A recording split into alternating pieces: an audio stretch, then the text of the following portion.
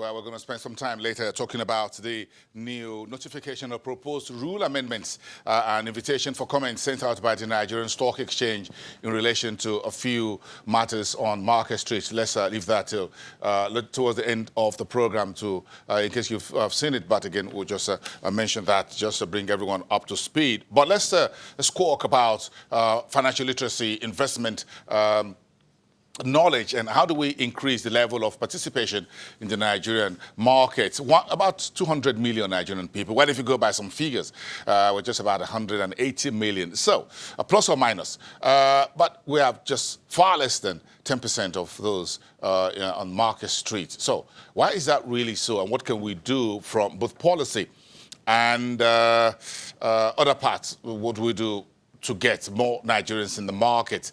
And that's what part of what we're getting Robert Oman today, who is the head of research at AfriInvest, to squawk to us about on the show this morning. Welcome to the show, live from our studios at the Nigerian Stock Exchange. Robert, it's good to see you.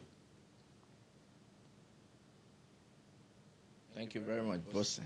Great. Thanks for coming. If you look at the policy, both fiscal and monetary policy, tea leaves for the market, do you think these two have been able to actually increase market participation, get more investment into the market, get more Nigerians to invest in the market? Or you think there are some missing links here that we need to fix? I think the two authorities have been trying their bits, and first of all, in stabilizing the economy, because we do not expect the stock market or the capital market to be buoyant when the economy itself is not doing well. I think the concern of the fiscal authority, for example, has been to set the economy on the pedestal for growth, and to ensure that, to a very large extent, the economy is moving forward. Because when the economy is doing well, you would expect that the per capita income of the individual, provided the growth is an inclusive one, will improve. And when per capita income improves, that means the consumer spending power, what we typically refer to as the consumer wallet, is buoyant. And then they can now, after meeting their immediate consumption, expenditure, they can now look at investing the excess, and that's where the capital market now comes in. From the monetary angle, they are saddled with a lot of, responsibility, trying to not just ensure a balance within the economy. The macroeconomy is a very complex one, from monetary policy to fiscal, investment, and trade. So what the monetary authority does in this sense is to ensure that there is stability or balance. Yeah. Yes, Robert, you just touched on a very important nerve when we're having the conversation around why and how folks should invest. Should we talk about investment when we're done with paying the bills and what have you, or we should include it as part of our lives? Just the way we include payment of tax, for example. Some folks believe that, well, if I have everything done and I've done that, then I can think of the tax man. And if I'm not doing whatever, then I can't think about pension. Then I can talk about investing in the stock market or in treasuries and bonds and all of that. Or should we begin to encourage people and let them understand that investment is as critical as having your daily bread, because investment is about tomorrow. So, should we leave that until everything is done, then whatever is left is invested? You and I know that folks hardly invest whatever is left. Sometimes it ends up in pepper soup joints and some bottles of alcohol and non-alcoholic beverages. You and I know it goes to those things. That's exactly how it works in most cases. So the fact is, whether we like it or not, is already part of our daily life.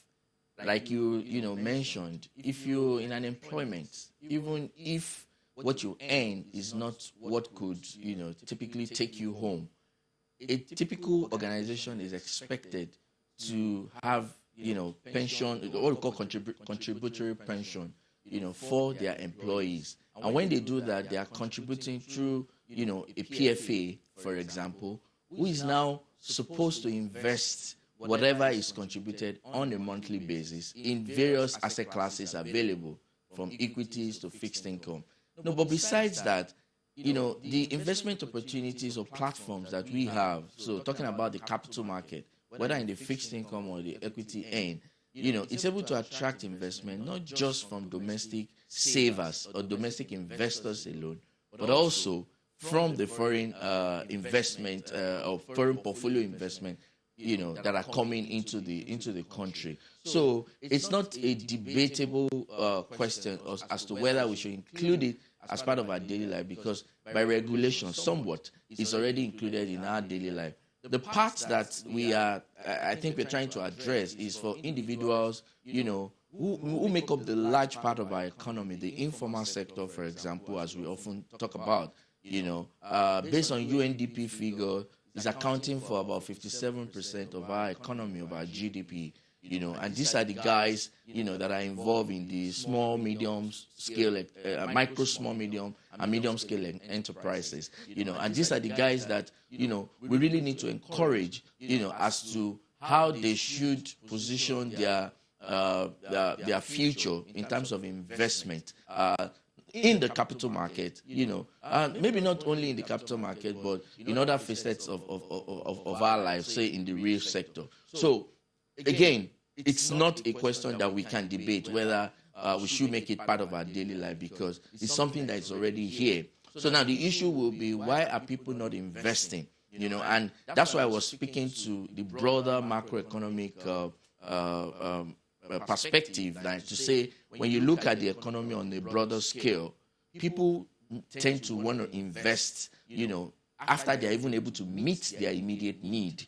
So if someone has not been able to meet his immediate, need of, the basic need, as Maslow put it, his physiological need for food, for shelter, for clothing, it's after you've been able to meet this sufficiently, that's when you think about, investing the excess. And I'm trying to say that what the macroeconomic managers have been doing is to help the economy to stabilize, so that when the economy is stabilized, people have, more money in their pockets, so not only will they now have money to meet the immediate physiological need, they will also have excess to be able to invest.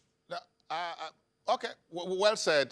Perhaps we're going to stretch that. I'll keep working on that word excess. If there's really any excess anywhere for anyone to really put aside, perhaps it's just mainstreaming it. If you look at our culture of savings, for example, which hardly have any returns, as it were. If you look at Isusu, for example, the daily contributions by market men and women and all of that, and they're putting 500 naira, 1,000 naira aside, 200 naira every day, and they're just getting the lump sum back at the end of the month. No one is putting any interest. Babalajo does not pay any interest on those unorthodox deposit, as you and I know it. You just get a little bit of a cut for you keeping keeping or deposit, if you want to put it that way. I'm not sure the central bank would like that phrase, because they are not licensed by the regulator. But it's been there for hundreds and hundreds of years. So how do we mobilize that corridor, for example, perhaps with investment and securities firms such as Afrinvest using technology, and try to get people to buy stocks on their own? Because if I could have something that can help me link up my account, and I have just 5,000 naira, I can make a 1,000 naira investment, for example, whether to buy treasuries or buy bonds. Is this not possible? Are you guys working anything out? Yeah, of course. Of course, it's possible. I mean, and technology is the way to go eventually. If we are really going to simplify, most of these efforts, in order to ensure that, people make it a daily lifestyle to really invest, and like you said, it doesn't have to get to the point where people have excess before they now think of investing. So perhaps if we use technology, and these are some of the conversations that we are having, the telcos, are coming up, different products are in their embryo stage, where people are conceptualizing that how could we actually get, normally from recharging your phone, you could have a model that, transfers some few amount of naira, 100 naira or 50 naira on a daily basis, where you can separate somewhere and you can, build it over time. Because really, for you to invest, you need to mobilize your savings, first of all.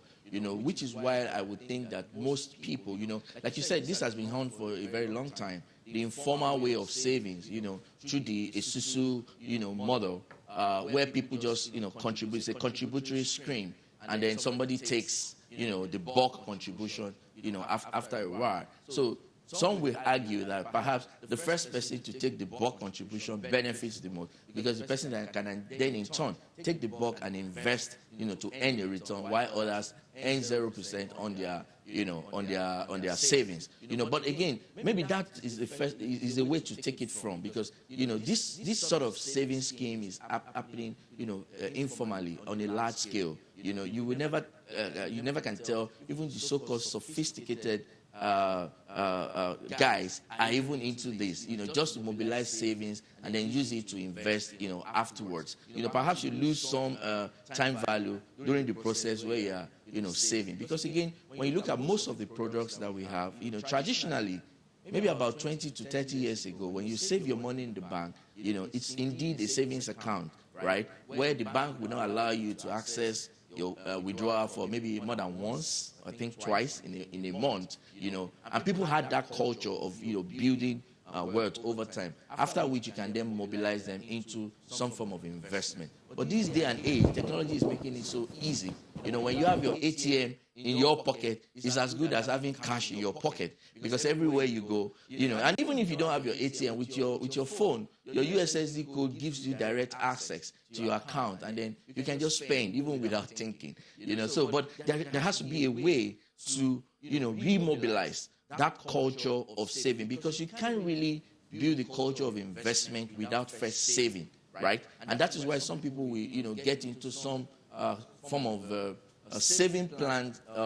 Some of the technology platforms that are coming up, are using savings plan and directly channeling those funds to investment. As you're saving it, it's directly moving to your investment account, and you can earn your return over time. So definitely, those sort of conversations around technology, need to be had. And a nice one there. Robert Tomonto, thank you so much. We'll keep checking in with you guys. We understand that all of you, almost all of you, at least the big firms on the markets, now have one or two apps and what have you out there, with which I can just give instructions and take 1,000 naira out of my account and buy treasury bills and what have you. Those simplification and all of that, we hope it all come together, kind of a collage and help us increase financial literacy, investment education, and the size of our investment market, in particular, retail investors. Thank you so much, Head of Research at AfriInvest. Thank you, and we appreciate your coming on the show, Robert Tomonto, there.